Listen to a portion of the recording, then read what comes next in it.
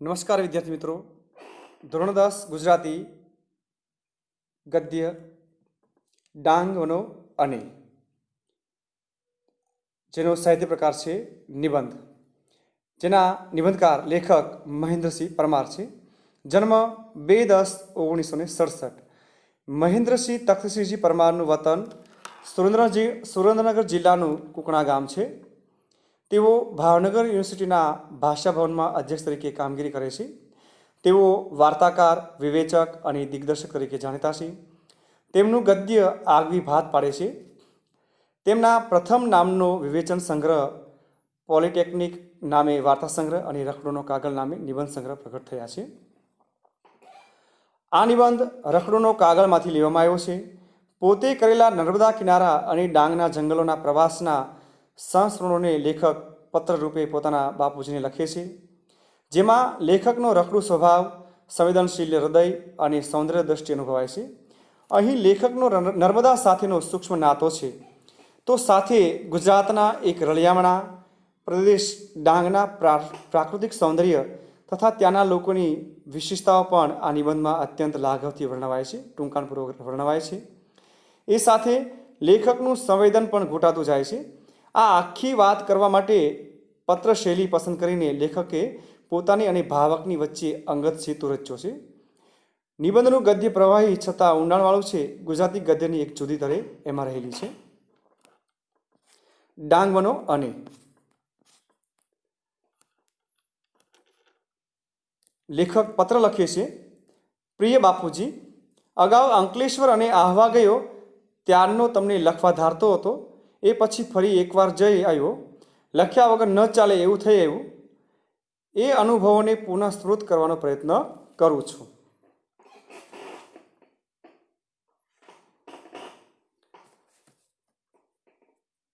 હવે લેખક છે એ સંબોધન કરે છે કે પ્રિય બાપુજી, અગાઉ અંકલેશ્વર અને આહવા ગયા. દક્ષિણ ગુજરાતની વાત છે વિદ્યાર્થી મિત્રો, સુરત બાજુની વાત છે અંકલેશ્વર. અગાઉ અંકલેશ્વર અને આહવા ગયો ત્યારનો તમને લખવા ધરતો હતો. લેખક કહી રહ્યા છે કે અગાઉ અંકલેશ્વર ગયા અને આહવા ગયા એ સમયના એ વખતથી તમને પત્ર લખવા ધારતા હતા, પરંતુ એ પછી ફરી એકવાર જઈ આવ્યો. લખ્યા વગર ન ચાલે એવું થયું. એ અનુભવને પુનઃસ્મૃત કરવાનો પ્રયત્ન કરું છું અને એ અનુભવને ફરીવાર યાદ કરવાનો હું પ્રયત્ન કરું છું. આહવા જતાં પહેલાં 3 દિવસ અંકલેશ્વર રોકાયો. લેખક કહે છે કે આહવા જતાં પહેલાં અંકલેશ્વર રોકાયા 3 દિવસ. અંકલેશ્વર મને પ્રિય છે.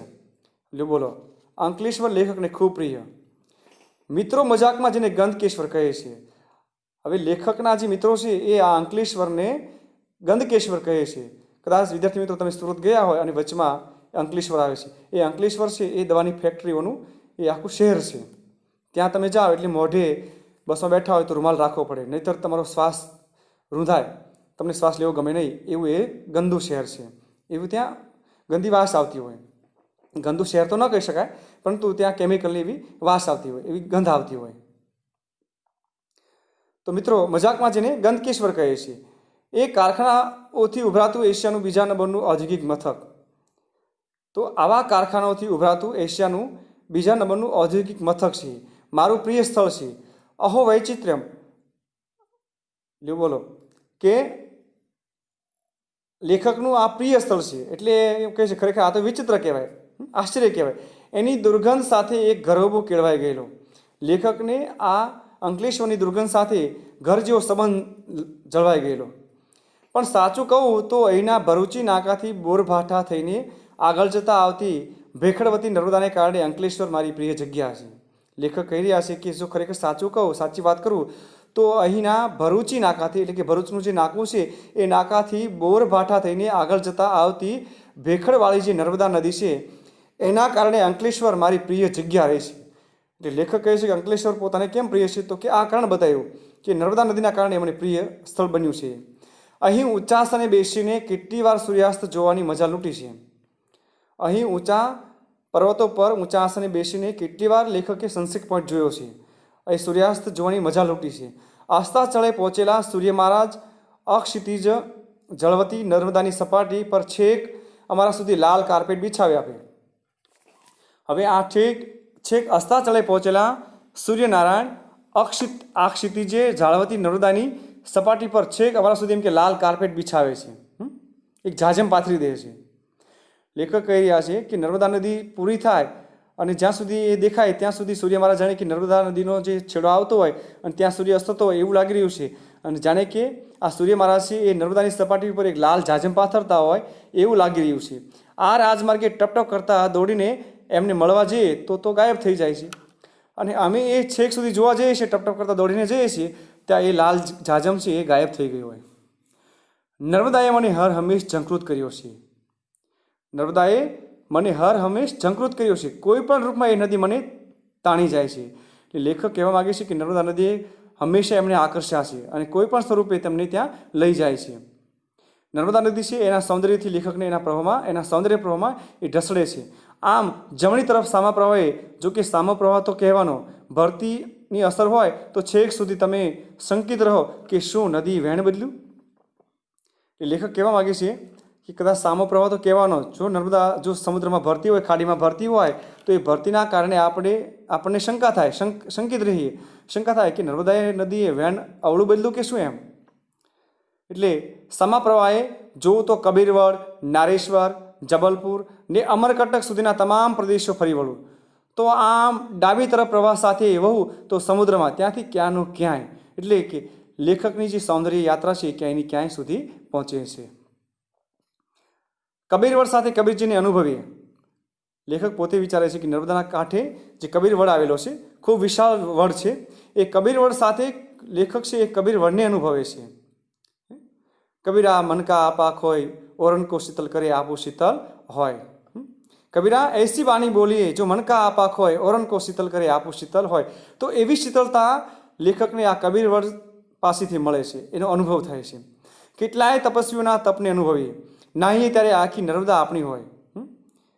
નર્મદા નદી છે એ ખરેખર પરિક્રમાની નદી છે અને નર્મદાના કાંઠે ઘણા બધા તપસ્વીઓ, ઘણા બધા દેવાલયો, ઘણા બધા પવિત્ર સ્થળો આવેલા છે. એટલે ત્યાં એક પવિત્રતાનો અનુભવ આપણને થતો લાગે. નાહીએ ત્યારે આખી નર્મદા આપણી હોય એવું લાગે. કાલાંતરોની સૃષ્ટિમાં આપણે નાહી રહીએ. અરે ઘણો સમય સુધી આપણે આ સૌંદર્ય સૃષ્ટિમાં નાહી રહીએ. એક અંજલી ભરીએ તો હાથમાંનું જળ ભૂતકાળની બધા દ્રશ્યો વર્તમાનની સનિધિએ ઉઘડતો આવે. લેખક એક જળની અંજલી ભરે તો એમ કે હાથમાંનું જે જળ છે એ ભૂતકાળના બધા જે દૃશ્યો છે એ વર્તમાનની સાક્ષીએ ઉઘડતું આવે એવું લાગે છે. ભૂખ, તરસ બધું ભૂલી જવાય આપણને. કવિ રાજેન્દ્ર શુક્લ અહીં યાદ આવ્યા વિના રહે નહીં. મુઠ્ઠી ચણા કે ધાણી, ઝરણાનું મીઠું પાણી, મુઠ્ઠી ચણા કે ધાણી, ઝરણાનું મીઠું પાણી, ઘેઘૂરની ઘટામાં આઠે પ્રહર ઉજાણી. તો રાજેન્દ્ર શુક્લની આ ગઝલ અહીં કવિએ ટાંકી છે એનો શેર. લ્યો હવે આહવાની વાત કરું. પહેલી વાર આહવા ગયા ત્યારે ઘાયલ જ થઈ ગયો. લેખકે ગઝલની પંક્તિ ટાંકી છે, એમાં કહ્યું કે ભાઈ ભૂખ, તરસ બધું ભૂલી જવાય. કેમ?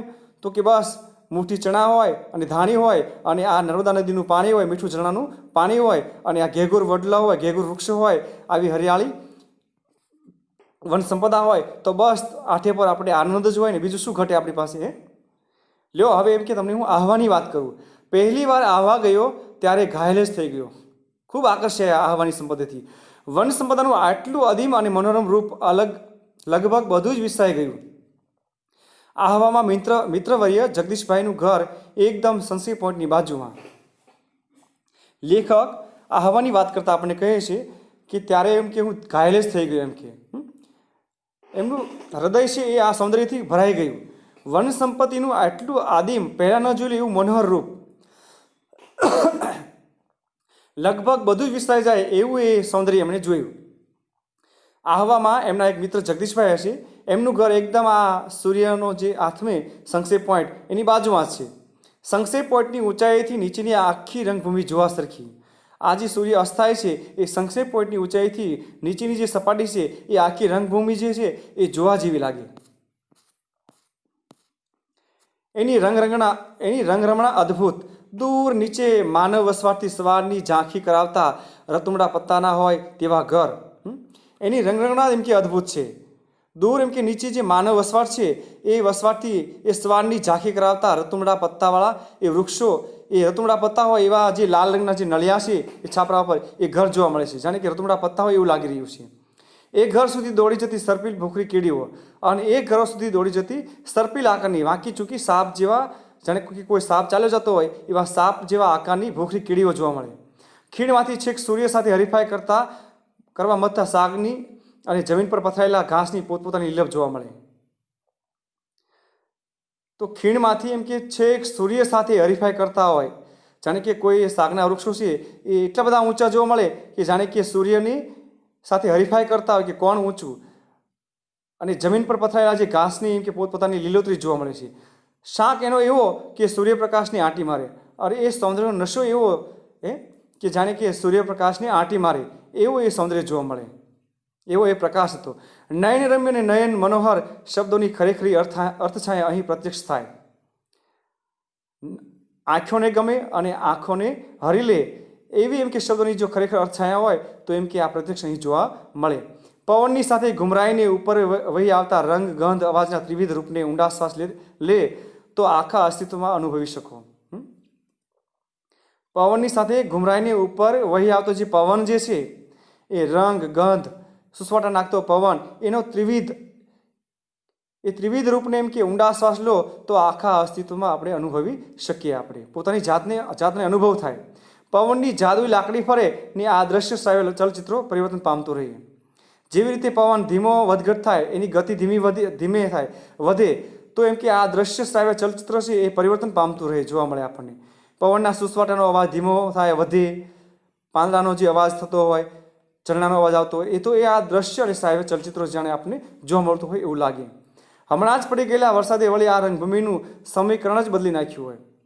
હમણાં જ કોઈ સરોવરડું પડ્યું હોય, કોઈ વરસાદ પડ્યો હોય અને એ વરસાદે જેમ કે આ રંગભૂમિનું આખું સમીકરણ બદલી નાખ્યું હોય, વાતાવરણ આખું પલટી ગયું હોય. તમે નજરે જુઓ તો વળી એનો જુદો જ સ્વાદ અનુભવાય.